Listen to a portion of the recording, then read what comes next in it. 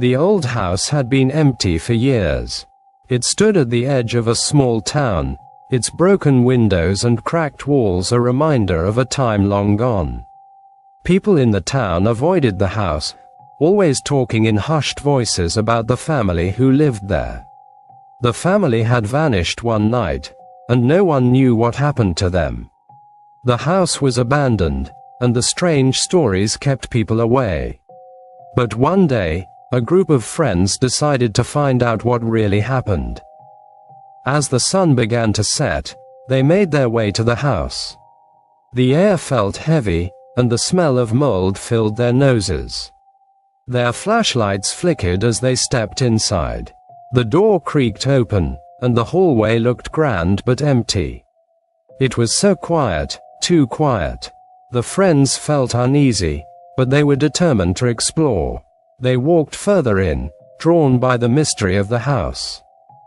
They first entered the living room, where old furniture sat under thick layers of dust.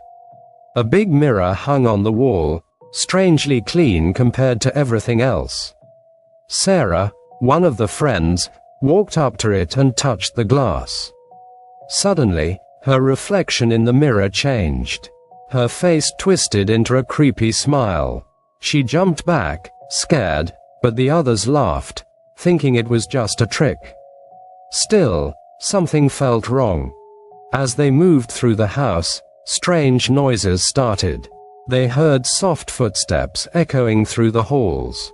Then came whispers, low voices that seemed to be coming from the walls. Sarah said, "I think we should leave," but the others wanted to keep going. They found a door to the basement, which was slightly open. A bad smell came from below. Despite the warning signs, they decided to go down. In the basement, it was dark, and the smell grew worse. There, they found a dusty wooden chest. Inside was an old journal, its pages yellow and torn.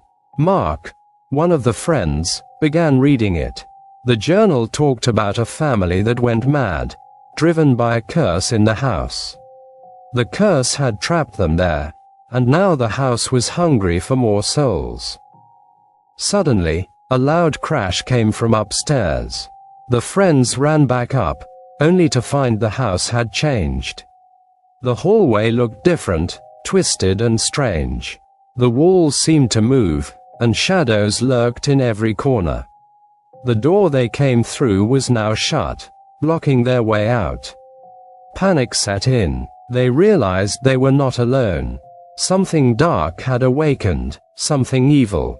One by one, the friends started disappearing. Mark screamed as he was pulled into the darkness. Emily vanished, too, dragged into another room. The others tried to escape, but the house was fighting back. Doors slammed shut, windows shattered, and the air grew thick and heavy. It seemed the house wanted to keep them forever. In the end, only Sarah was left, trapped in the house. She ran through the halls, but every door was locked, every window sealed. The house was alive with whispers and shadows, closing in on her. The house had claimed them all. As the sun rose, the house was quiet again, but Sarah's reflection still stared back from the mirror. The house hadn't let her go. It would never let anyone go. And as the wind blew through the trees, it called her name, pulling her into the darkness forever.